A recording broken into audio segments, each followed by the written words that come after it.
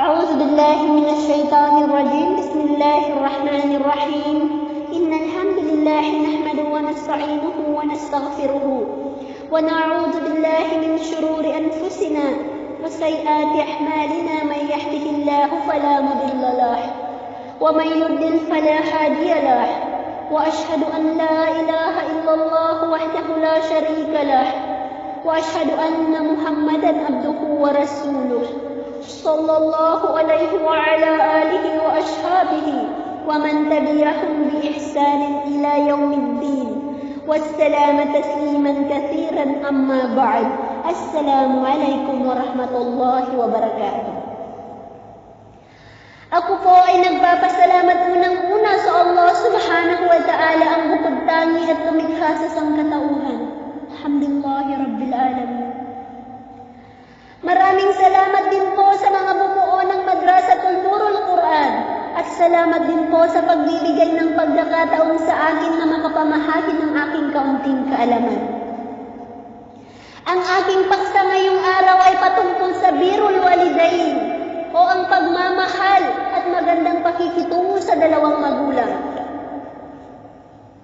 Ito ay isang uri ng pagsamba sa Allah subhanahu wa ta'ala.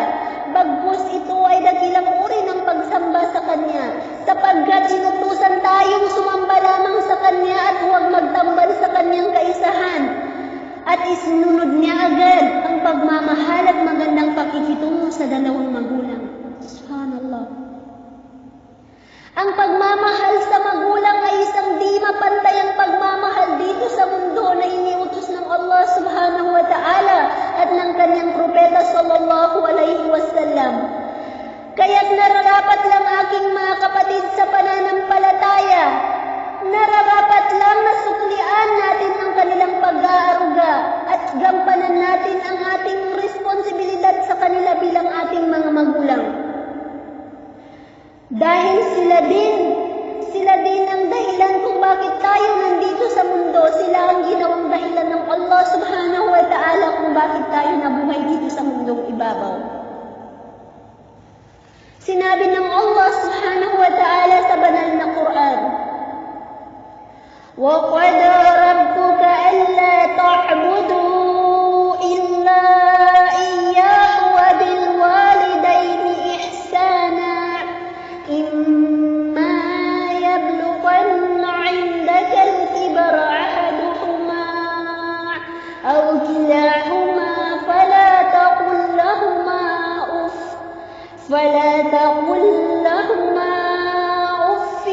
وَلَا تَنْهَرْهُمَا وَقُل لَّهُمَا قَوْلًا كَرِيمًا. At ipinag-utos ng iyong Rab na tagapaglikha o ikaw na tao na wala kang karapat-dapat na sambahin kundi siya na bukod tangi.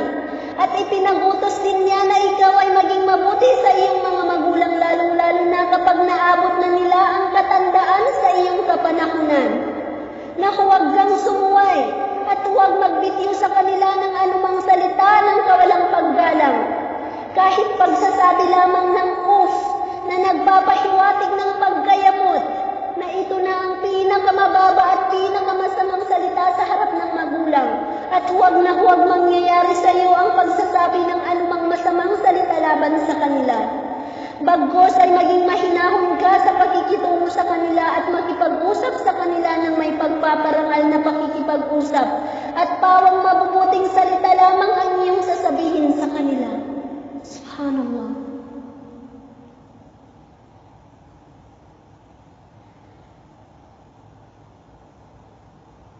Sa makatuwid, ipinababatid ng kataas-taasang Allah na ito ay tungkulin at ipinagutos sa tao ang pagsunod sa mga magulang at huwag silang sigawan o hiyawan.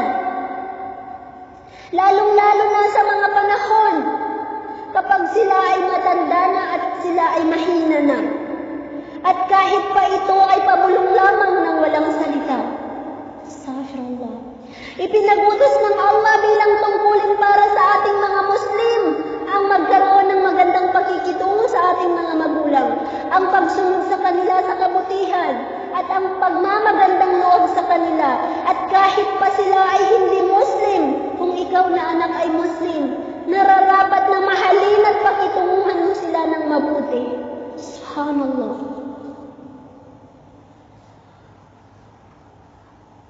At dito pa lang aking mga kapatid sa pananampalataya sa relihiyong Islam, ay mababatid na natin kung gaano kataas ang antas ng tao sa kanyang pananampalataya sa Allah subhanahu wa ta'ala.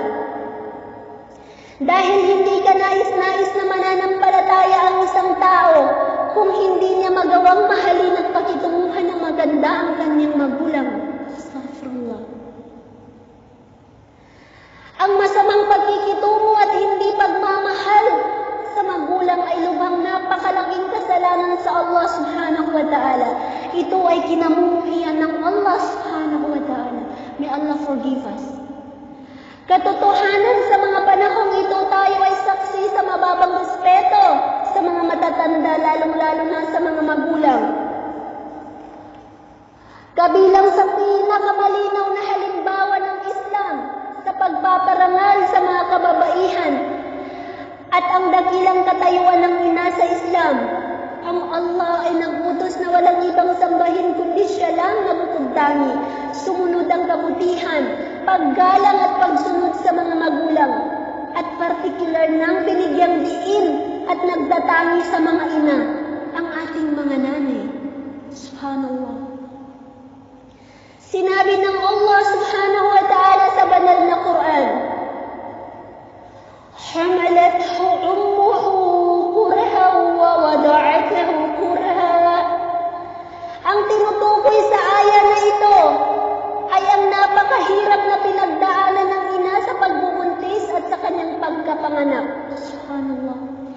Nakakalungkot lang isipin na may mga tao pa rin hindi nagbibigay ng respeto sa kanilang mga magulang, lalong-lalo na sa kanilang ina. Samantalang ang kanilang ina ay sobrang naghirap sa pag-aaruga sa kanila.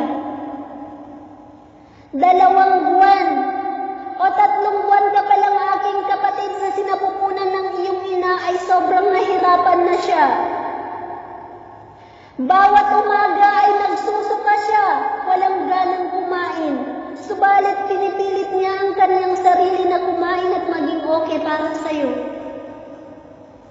Hanggang sa lumaki ng lumaki ang kanyang tiyan. At hirap na siya, hirap matulog, hindi mapakali. Madaling araw ay hindi siya makatulog. Hanggang 9 na buwan. 9 na buwan kanyang dinala sa kanyang sinapupunan. 9 na buwan din siyang nagtitiis sa hirap ng pagbubuntis. Hanggang sa iluwal ka na niya. Yan na aking mga kapatid, yan na ang araw ng pagluwal sa iyo, ang mga oras, minuto, segundo na walang kasiguraduhan ng buhay ng iyong ina. Dahil ang panganganak ay walang kasing sakit. Ang isang paa ng iyong ina ay nasa hukay. Ngunit pinipilit niya pa rin itong iangat. Pinipilit niya pa rin huminga para sa iyo dahil sa kabila ng pamimilipit sa sakit. Sa kabila ng kanyang pamimilipit sa sakit ay ikaw pa rin ang naiisip niya. Ang kinabukasan mo, ang pagmamahal niya sa iyo. Subhanallah. Paglabas mo naman, sanggol ka pa lang ay sobrang pag-aalaga, pag-aaruga ang ginawa niya sa iyo. Hindi matutulog hanggat hindi nasisiguradong tulog ka na. Hindi kakain hanggat hindi ka pa nakakakain. Iiyak ka sa madaling araw. Gigising ang iyong ina, magpupuyat para lang tignan ka, patahanin ka, na pati siya ay nasasaktan dahil ayaw ka niyang nagkakaganoon.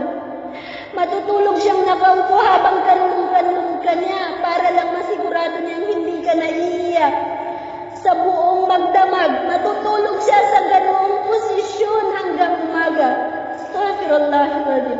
Niayaw ka niyang madapuan ng langaw o ng lamok. Ngayong may kakayahan ka ng gumawa ng mga bagay-bagay ay suwal ka na.